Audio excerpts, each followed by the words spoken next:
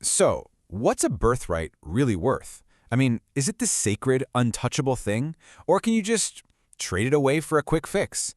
Today, we're going to dive into a story from Genesis that's all about that very question. It's a wild ride of family drama, prophecy, and a deal so infamous it's been talked about for thousands of years.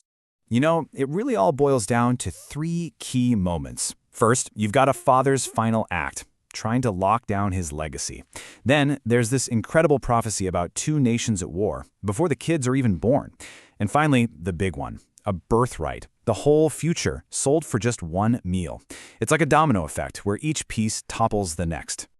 Okay, so let's set the scene. Our story kicks off at the end of a truly legendary life. We're talking about Abraham, the patriarch. He's on his way out, and he is meticulously getting all his affairs in order. And look, this isn't just about who gets the money or the land. No, this is way bigger. It's about a divine promise, a covenant. Every single move he makes is laser-focused on one thing, making sure that sacred promise passes to the right person with zero drama or confusion down the line. And get this, he lived to be 175. The text calls it a good old age, full of years. And that phrase, full of years, it's not just about living a long time, right? It means he lived a complete, fulfilled life. His work was done, his journey was over, and it was officially time to pass the torch. So, Abraham's will. It's a masterclass in how to avoid family fights. Seriously. To Isaac, the son of the promise, he gives, well, everything. No ambiguity there. Now, his other sons, they don't walk away empty-handed. They get some pretty generous gifts, but, and this is key, they are sent away to the east to start their own lives.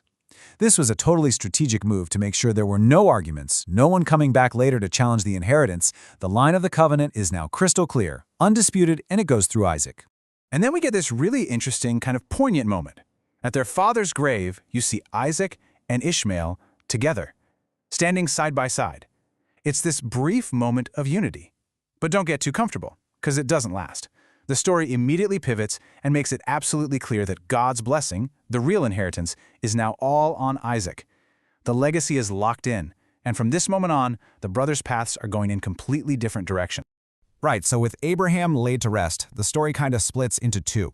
We're now following his two sons as they go off and create their own very different destinies. And yeah, both of them become fathers of nations, but wow, their legacies could not be more different. And you can see the split right here. Ishmael's path is all about worldly success. I mean, the guy fathers 12 princes, founds huge nations. He is absolutely not a failure by any stretch. But, and this is the whole point of the story, the focus, that sacred promise made to Abraham, that follows Isaac. Isaac gets the land and the animals, sure, but he also inherits something much bigger, that unique, direct line relationship with God. So now the torch is passed to Isaac, and with it, we get the main event, the central conflict of this whole chapter. And we're talking about a rivalry so deep, so primal, that it doesn't start on a battlefield or in a family argument. No, this one starts before they're even born, inside their mother's womb. And right away, it feels like déjà vu, doesn't it? We see this familiar pattern, this test of faith, pop up again.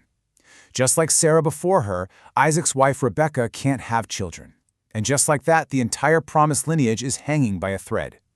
So what does Isaac do? He does what his father did. He prays. He pleads with God. And eventually that prayer is answered. But hold on. This is not some happy, peaceful pregnancy. The text says the children were struggling together within her. And that word struggling, it implies a seriously violent, chaotic clash. It's so bad that Rebekah just cries out in desperation, asking, if this is all good, then why is this happening to me? She knows deep down this isn't normal. This is an omen.